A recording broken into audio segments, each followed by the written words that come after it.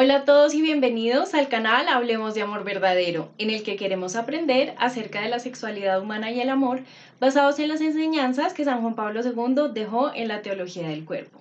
Yo soy Elisa y hoy vamos a hacer nuestro segundo video de la serie de Mulieres Dignitatem y el tema es Servir es reinar, que es el título del numeral quinto de esta encíclica.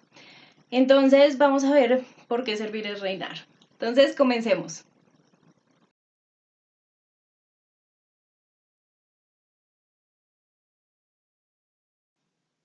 Entonces necesitamos saber o distinguir el por qué el servir es reinar y centrarnos en este numeral, en este quinto numeral de la encíclica.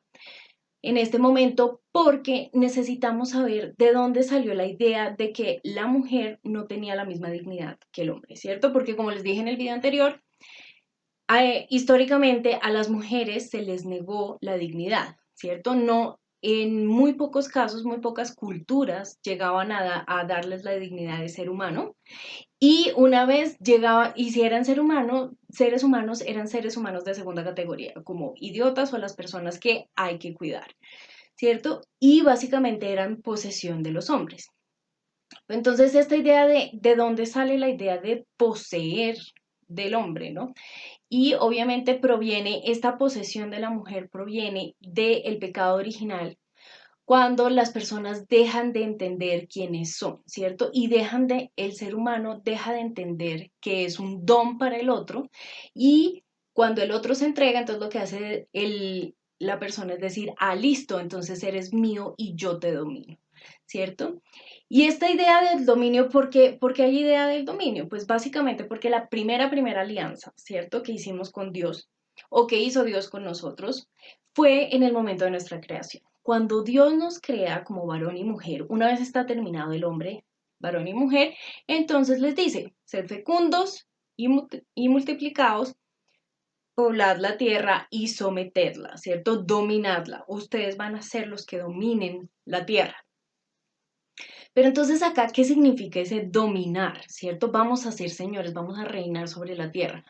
Pero, ¿de qué se trata, no? Esta idea de dominar igual tenemos que pensarla desde la lógica de la inocencia original, de antes del pecado, ¿cierto? Y en ese caso, la lógica de la inocencia original nos dice que dominar es servir.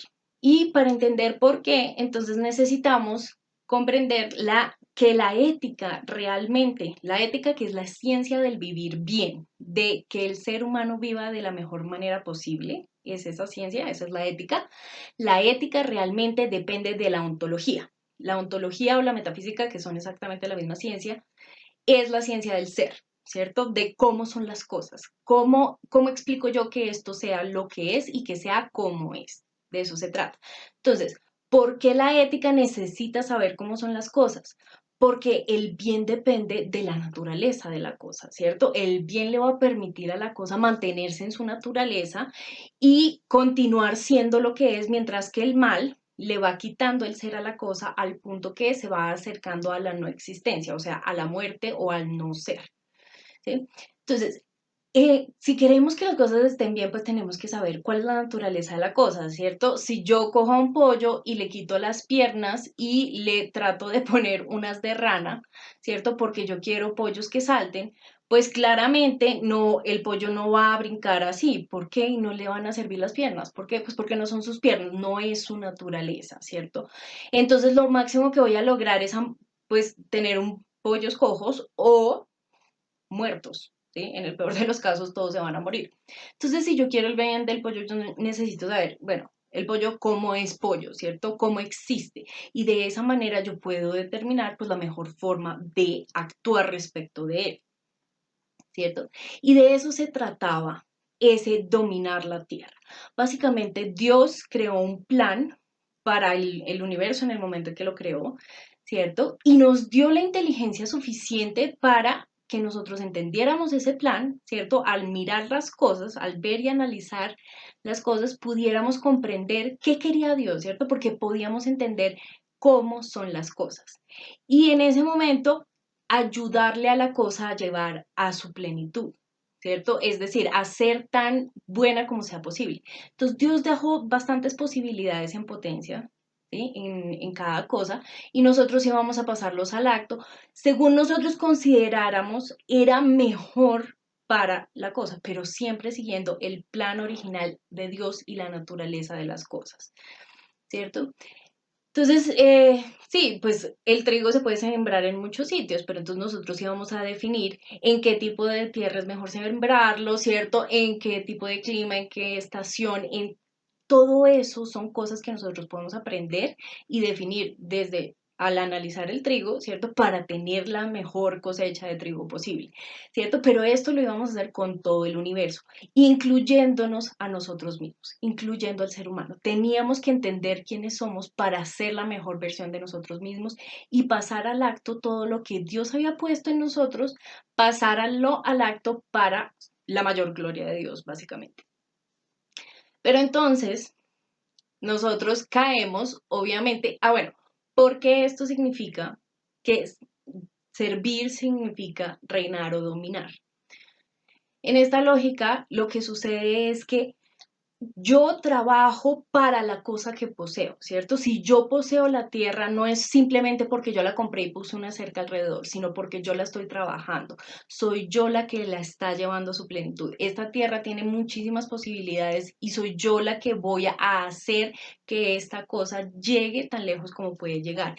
Y eso significa que que voy a trabajarla y le voy a entregar esa parte de mí que es esa posibilidad de ser trabajadora y creadora. Cuando nosotros trabajamos nos hacemos imagen de Dios creador, ¿cierto? Entonces, yo voy a entregar esa parte de mí, todo mi trabajo, mi esfuerzo, mi sudor, todas estas cosas, de tal manera que yo digo, esta tierra es mía porque aquí está mi trabajo, aquí está parte de lo que yo soy. Yo me convertí en agricultora porque he trabajado esta tierra y esto se convirtió en algo que salió de mí, ¿cierto? Entonces, esta tierra tiene parte de mí y por eso me pertenece, porque yo ayudé a que esta tierra llegara tan lejos como podía llegar. Sin embargo, cuando caemos, ¿no? En el pecado original, sucede que nos volvemos la medida de todas las cosas, ¿no? El ser humano se vuelve el rey y el que decide cuál es el bien, al punto que el bien es lo que nosotros queramos y será malo si nosotros no lo queremos. Y en ese caso, en ese momento, es cuando la ética se convierte en costumbre. O sea, ética, la palabra ética o moral, ética del griego es moral del latín, significa ambos costumbre o tradición. Entonces, si ustedes se ponen a ver por qué la costumbre viene a ser la ciencia de lo que es bueno, básicamente porque el hombre se está diciendo, ¿sí?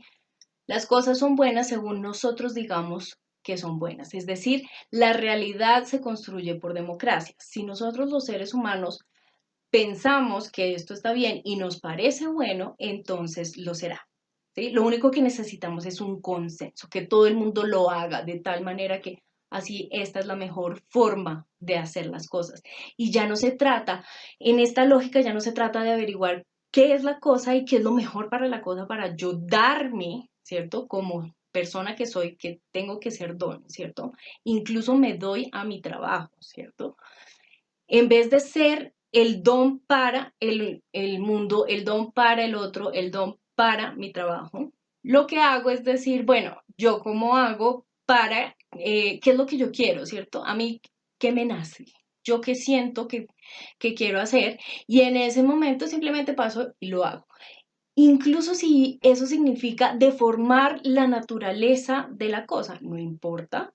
¿Por qué? Porque el hombre es la medida de todas las cosas, ¿cierto? Entonces, en esta idea, en esta forma de ver la vida, en esta forma de la ética como tradición, como moral, como costumbre, ¿cierto? Pues obviamente la persona cuando se dona, ¿sí? Ya la persona deja de ser don porque ¿para qué donarme?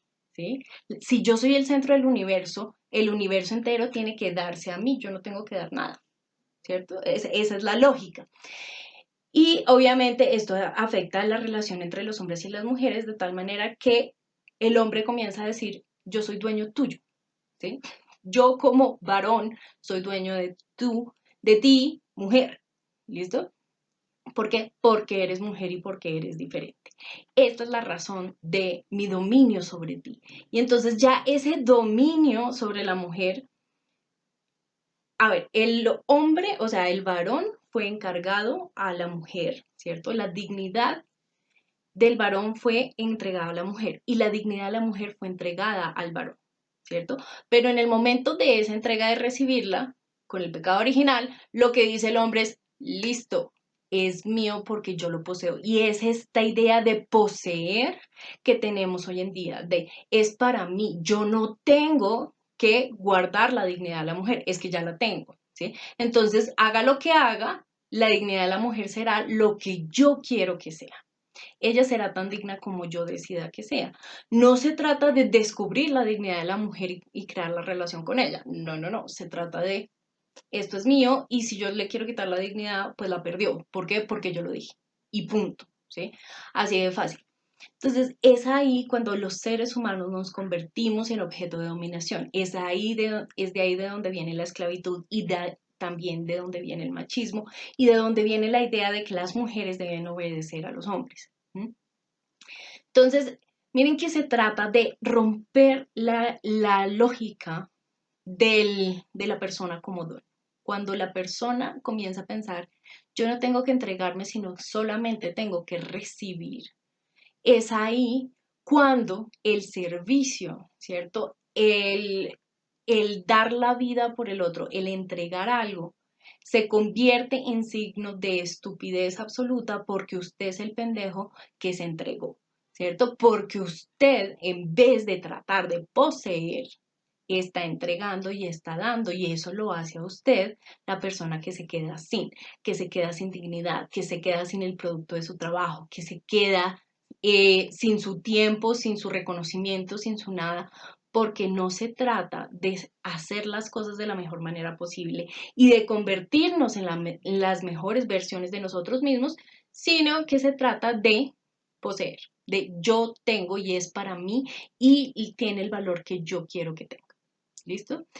Entonces, porque esta idea de la ética como, como moral, ¿cierto?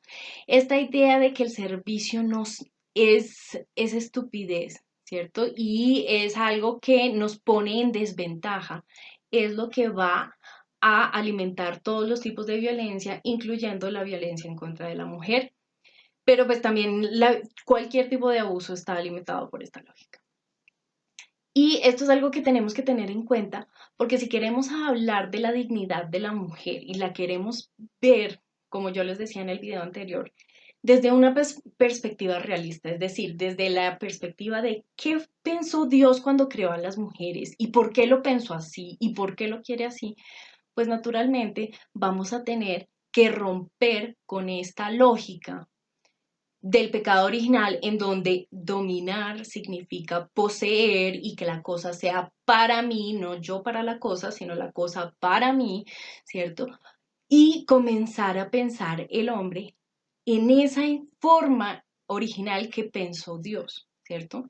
Y acuérdense que la forma original que que le dio Dios al hombre, ¿sí? Y la razón por la cual nos hizo sexuados y la razón por la cual nos hizo varón y mujer es porque el hombre se suponía debía ser un don, ¿listo? Un don para el otro sobre todo. Entonces, esto es la parte básica que tenemos que tener en cuenta si queremos entender esta encíclica y si queremos entender de dónde surge realmente la dignidad de la mujer. Me encanta que se hayan quedado hasta el final del video. Si tienen dudas o comentarios, por favor escríbanmela ahí en la sección de comentarios. Yo se las respondo tan rápido como sea posible. Y bueno, pues entonces nos vemos en el próximo video. Muchas bendiciones para todos. Chao.